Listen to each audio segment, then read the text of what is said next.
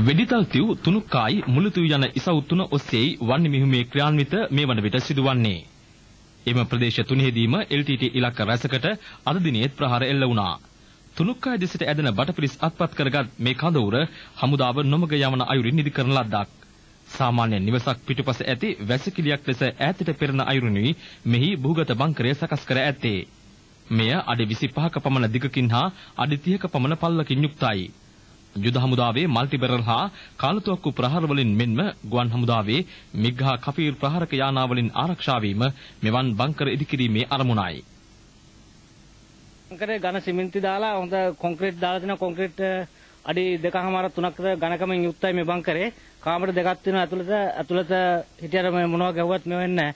මේ වාගේ අපි සොල්දාදුන් ඇතුළට රිංගලා නිර්භීතව එඩිතරව සටන් කර තමයි මේ බංකරය අත්පත් කරගත්තේ. මෙම භූගත බංකරය මෑතකදී ඉදි කරන ලද්දක් බව පැහැදිලියි.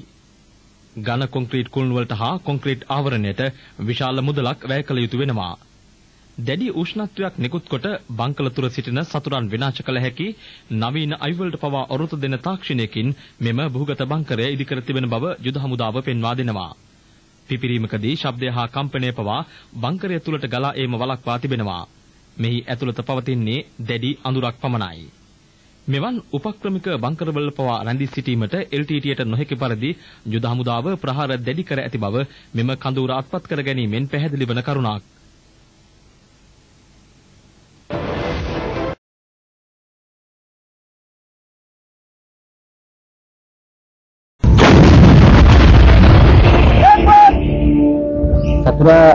සාමාන්‍යයෙන් දැන් යුද හමුදා සිපුරු දැක්කම මේ කියන්නේ ඒ කට්ටිය තිස්සදාය සම්පූර්ණයෙන්ම කඩාවැටලා තියෙනවා.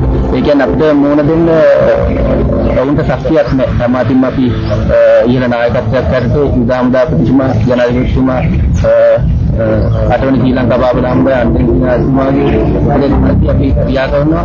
ඒ ක්‍රියා හේතුවෙන් උන්ට අපිට මොන දෙන්න බැරි තත්ත්වයක් තමයි දැන් උදා වෙලා තියෙන්නේ.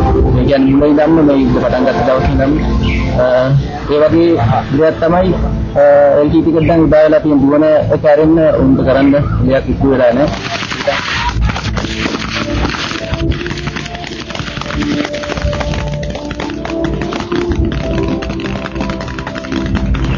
සිටින ගණිතීය ආධාරණය LTT සංවිධානයේ කිසිම අවස්ථාවක් ලැබෙන්නේ නැහැ. මට ගංගාවට මුහුණුදී ලක්ෂණ කර්මයෙන් ඉලක්කන ගංගා සමුද්‍රය කියලා මේ රසායන මාර්ගයෙන් සහාය දක්වනවා.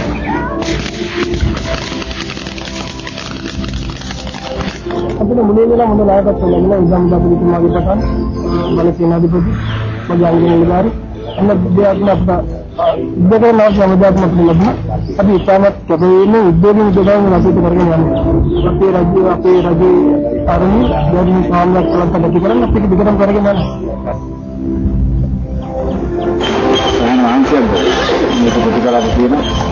අවසරහට කියන්නේ තියෙනවා.